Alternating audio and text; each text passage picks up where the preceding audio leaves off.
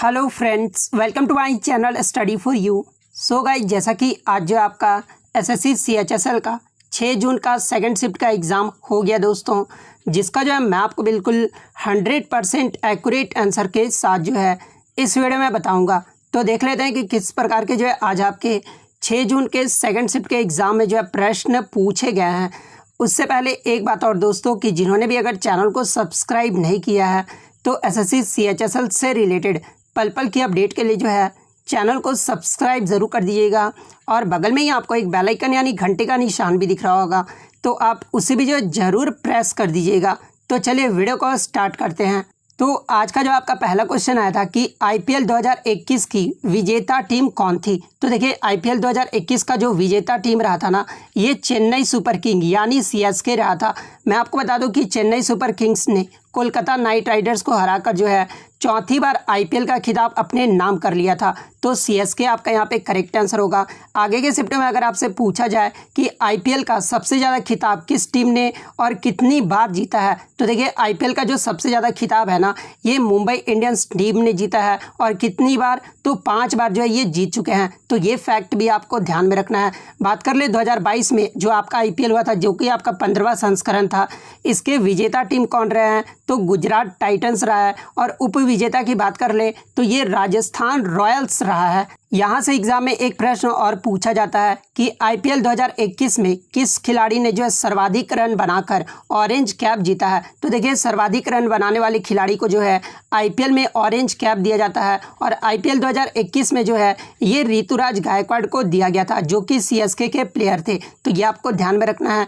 इसके अलावा आईपीएल 2021 में किस गेंदबाज ने जो है सर्वाधिक विकेट प्राप्त करके पर्पल कैप का खिताब जीता था, तो ये हर्षल पटेल ने जीता था, जो कि आरसीबी टीम से खेलते हैं। तो ये फैक्ट भी आपको ध्यान में रखना है। नेक्स्ट क्वेश्चन आपका यहाँ पर आया था कि the saliva in human body contains which enzyme, यानी मनुष्य की लार में जो है कौन सा एंजाइम पाया जाता है। तो देखिए, मनुष्य के लार में जो है ये आपका पटाइलिन एंजाइम पाया जाता है, जिसे जो है सैलिवा एमाइलेज भी कहा जाता है। तो या तो ऑप्शन में आपका पटाइलिन दिया होगा या फिर आपका लार एमाइलेज दिया होगा। तो इन दोनों में से जो भी दिया होगा वो आपका करेक्ट आंसर होगा। नेक्स्ट क्वेश्चन आपका यहाँ पर आता है कि how many silver medals were won by India in Tokyo Olympic 2020, यानी टोक्यो ओलंपिक 2020 में जो है भारत ने कितने रजत पदक जीते थे। तो देखिए, टोक्यो ओलंपिक 2020 में भारत ने जो है टोटल 2 रजत पदक जीते थे। तो 2 आपका यहाँ पे करेक्ट आंसर होगा। मैं आपको बता दूं कि भारत ने टोक्यो ओलंपिक 2020 में जो है कुल 7 मेडल जीते थे, जिसमें 1 गोल्ड रहा था, 2 सिल्वर और 4 ब्रॉन्ज रहा था। तो 2 आपका यहाँ पे करेक्ट आंसर होगा। बात कर ले भारत का रैंक क्या रहा था टोक्यो ओलंपिक 2020 में, तो देखिए भारत जो है 48वें पायदान पे रहा था। और पहले स्थान पे कौन सा देश रहा था, तो ये आपका यूएसए देश रहा था। और सेकंड पे जो आपका चीन देश रहा था। तो ये फैक्ट भी आपको ध्यान में रखना है।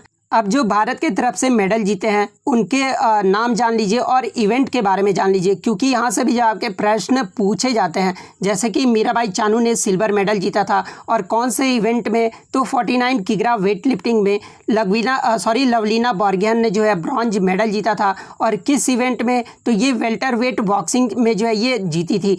इसके अलावा पीवी सिंधु जो है ब्रॉन्ज मेडल जीती थी। वुमेन सिंगल बैडमिंटन में ये जीती थी। रवि कुमार दहिया ने जो है सिल्वर मेडल जीता था। और किस इवेंट में, तो मेंस फ्री स्टाइल 57 किग्रा में जो है ये जीते थे। भारतीय हॉकी टीम ने जो है ब्रॉन्ज मेडल जीता था। बजरंग पूनिया ने जो है ब्रॉन्ज मेडल जीता था। किस इवेंट्स में, तो 65 किग्रा रेसलिंग में। नीरज चोपड़ा ने जो है मात्र गोल्ड मेडल जीता था, जो कि मेंस जैवलिन थ्रो में जीते थे। तो ये सारे फैक्ट आपको ध्यान में रखना है।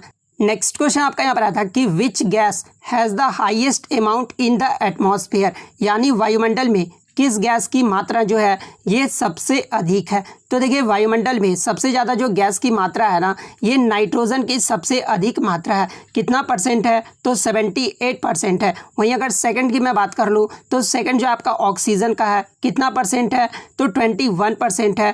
थर्ड में अगर पूछा जाए तो ये आपका आर्गन का है, जो कि आपका 0.93% है। फोर्थ में आपका कार्बन डाइऑक्साइड का है, जो कि 0.04% है। तो नाइट्रोजन आपका पूछा गया था कि वायुमंडल में किस गैस की मात्रा सबसे अधिक है, तो ये नाइट्रोजन गैस की है। तो नाइट्रोजन आपका करेक्ट आंसर होगा।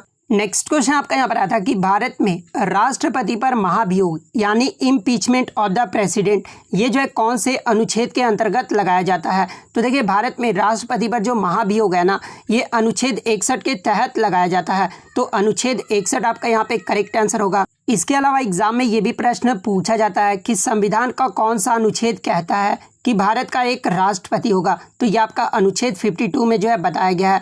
अनुच्छेद 54 की बात कर ले तो ये राष्ट्रपति के चुनाव से संबंधित है। अनुच्छेद 55 के बारे में अगर पूछा जाए तो ये राष्ट्रपति के चुनाव के तरीके के बारे में जो है बताया गया है।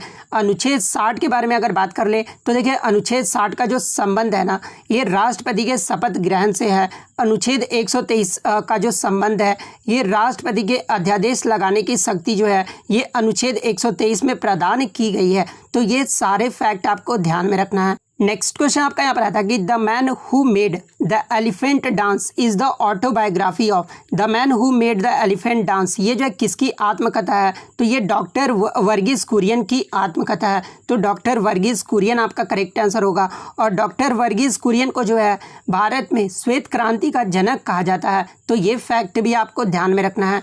नेक्स्ट क्वेश्चन आपका यहाँ पर आता है कि goal is the autobiography of which sports person यानी गोल जो है ये किसकी आत्मकथा है। तो ये मेजर ध्यानचंद की जो है आत्मकथा है। तो मेजर ध्यानचंद आपका करेक्ट आंसर होगा। और मेजर ध्यानचंद को जो है हॉकी का जादूगर भी कहा जाता है। तो ये फैक्ट भी आपको ध्यान में रखना है।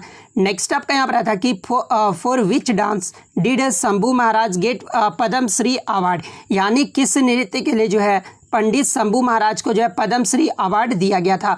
तो ये कथक नृत्य के लिए जो है इन्हें दिया गया था। तो कथक नृत्य आपका करेक्ट आंसर होगा। बात कर ले शंभू महाराज को पद्मश्री अवार्ड से कब सम्मानित किया गया था। तो ये 1956 में किया गया था। पंडित शंभू महाराज ये जो है किस घराने से संबंधित थे। तो ये लखनऊ घराने से संबंधित थे। तो ये फैक्ट भी आपको ध्यान में रखना है।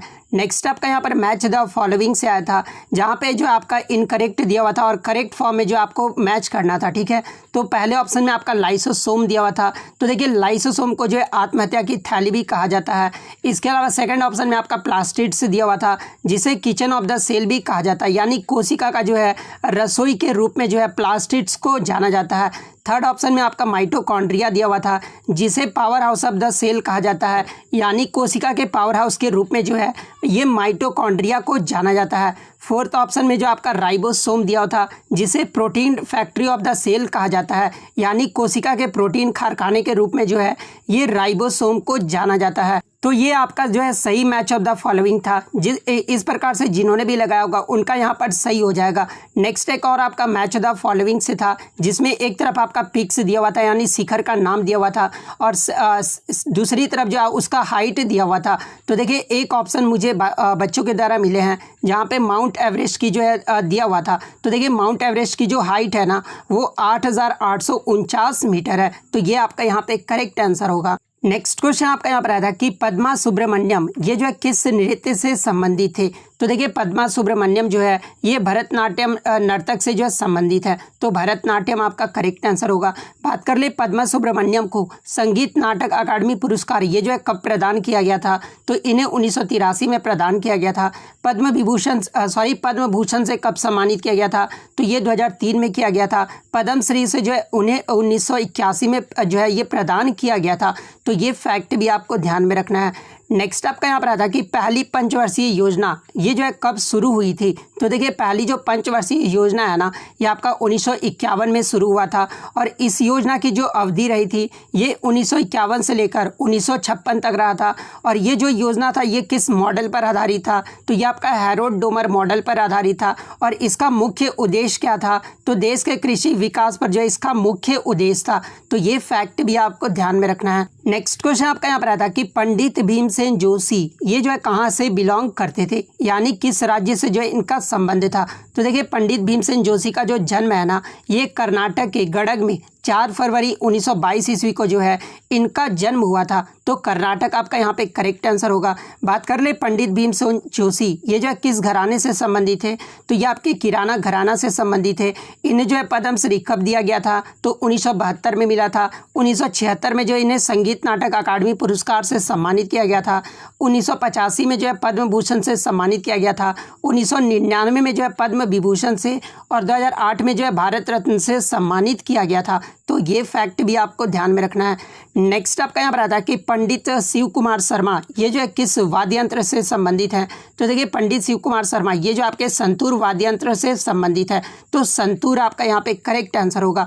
तो इतने सारे क्वेश्चन जो है मुझे मिले बच्चों के द्वारा जो कि 100% रियल और ऑथेंटिक है। तो अगर वीडियो अच्छी लगी हो तो वीडियो को जो है लाइक ज़रूर कर दीजिएगा। इसी तरह रियल कंटेंट पाने के लिए जो है चैनल को सब्सक्राइब ज़रूर कर दीजिएगा। तो मिलते हैं नेक्स्ट वीडियो में, तब तक thank you, all the best.